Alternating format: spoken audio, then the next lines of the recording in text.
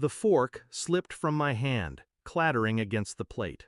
My sister's voice hung in the air, smug and certain. Mom and Dad promised I could live with you. Everyone at the table turned. My parents smiled as if it were settled, as if my life were theirs to rearrange. I took a slow sip of water, my heartbeat steady, my tone calm. "That's awkward," I said. "I sold the house last Friday. To a couple." The silence that followed was thick. My sister's jaw dropped. My parents' smiles faltered. And in that silence, I savored the sound of their empire collapsing. You need to understand, my sister was always the chosen one. Spoiled, entitled. Every toy, every trip, every indulgence handed to her like tribute to a queen. And me? I was the afterthought, the reliable one, the one expected to sacrifice. When I bought my house, it was the first thing I truly owned, a fortress of independence, mine. But to them, it was never mine. In their eyes, it was an extension of the family, meaning hers. It began with whispers. I overheard my mother on the phone. "She'll move in once he's settled. He won't mind." I caught my father measuring the spare room with his eyes, muttering about her furniture. Then, the final blow. I found a text on my sister's phone when she carelessly left it face up. A message to a friend. "Moving into my brother's place soon. Rent-free. They promised." That was the moment the mask cracked. The betrayal wasn't an accident. It was a conspiracy. A decision made without me, as if I were a piece on their chessboard. And that night, lying in my bed, I realized something. They weren't just trying to control me. They were erasing me. I didn't rage. I didn't confront. I planned. Anger burns fast. Revenge is slow, deliberate, surgical. Step 1, call a realtor. Quietly, professionally. Arrange the listing, the viewings, the signatures.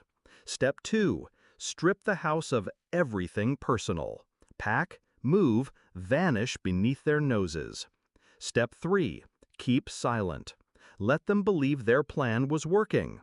The key to revenge isn't power, it's timing. For weeks, I nodded politely at their comments, smiled when my sister joked about her new room. Let my parents dream aloud about how family takes care of family. Meanwhile, behind their backs, the papers moved forward. Showings scheduled, offers received, contracts signed. Every night I studied their faces at dinner, biting back a smile. They thought they were playing me. In reality, I was already gone. And then came the dinner, the perfect stage, a crowded table, relatives watching. My sister too comfortable, too arrogant. She raised her glass, smirking. "Mom and Dad promised I could live with you." I let the silence stretch, then lifted my water, cool against my fingers. "That's awkward," I said evenly. "I sold the house last Friday, to a couple." Her smirk shattered. My parents' faces drained of color. Around us, relatives gasped, whispers sparking like fire through dry grass. My sister sputtered, You can't just—" "I can," I interrupted, calm as stone, "because it was mine, not yours, not theirs. Mine." Their empire of entitlement crumbled in that moment. Every unspoken assumption, every manipulative plan, gone. A week later, the house wasn't mine anymore, but neither was it theirs. My sister raged, begged, accused. My parents called me selfish, cruel, ungrateful.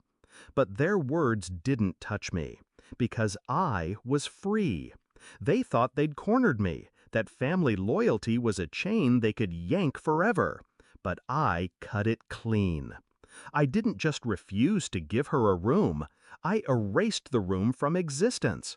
And as I locked the door for the final time, keys cold in my hand, I felt no sadness, only clarity. They wanted to use me. Instead, I used their greed to destroy their plans. They thought I'd be their safety net. Instead, I pulled the ground out from under them. And the sweetest part? I never raised my voice. I just raised a glass.